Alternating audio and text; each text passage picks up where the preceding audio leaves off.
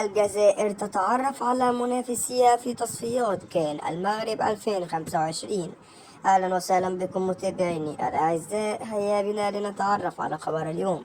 تعرف المنتخب الجزائري أمسية اليوم الخميس على منافسيه في تصفيات نهائيات منافسة كأس إفريقيا كان المغرب 2025. وسحبت مراسم قرعة تصفيات نهائيات منافسة كأس إفريقيا كان المغرب 2025 بعاصمة جنوب إفريقيا جوهانسبورغ، حيث أسفرت عن وقوع المنتخب الجزائري في المجموعة الخامسة. وسيكون فلاديمير بيتكوفيتش وأشباله أمام تحد جديد في أدغال القارة الأفريقية خلال تصفيات الكان، حيث يتحتم عليهم انتزاع بطاقة مؤهلة أمام كل من غينيا الاستوائية وتوغو وليبيريا منافسين في المجموعة ذاتها.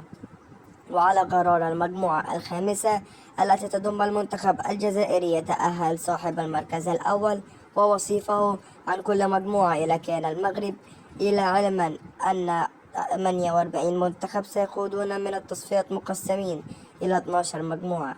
وتستهل كتيبة الخضر مشوار تصفيات نهائيات العرس الأفريقي المقبل شهر سبتمبر 2024 على أمل بلوغ الناخب راتنيوف بيتكوفيتش وأشباله البطولة المقررة في المغرب أواخر السنة المقبلة.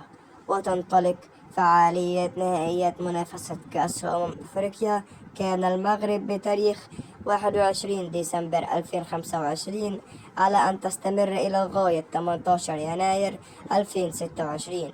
وكانت الجامعة المغربية لكرة القدم بقيادة رئيسها فوزي لقجع تخطط لتنظيم الكان صيف عام 2025 بهدف الترويج للسياحة في المغرب من أجل إنعاش الاقتصاد المغربي. وفشل مخطط المغرب في نقل المنافسة الأفريقية من فصل الصيف إلى فصل الشتاء بعدما تلقت ضغطا من فيفا التي رفضت ذلك لتعارض موعد الكان مع تاريخ تنظيم مونديال الأندية الصيف المقبل بحسب بعض التسريبات. ما تنسوش تقولوا لي رأيكم في التعليقات بشأن ما قيل في الخبر. ما تنسوش تحطوا اللايك والاشتراك بالقناة، والسلام عليكم ورحمة الله وبركاته.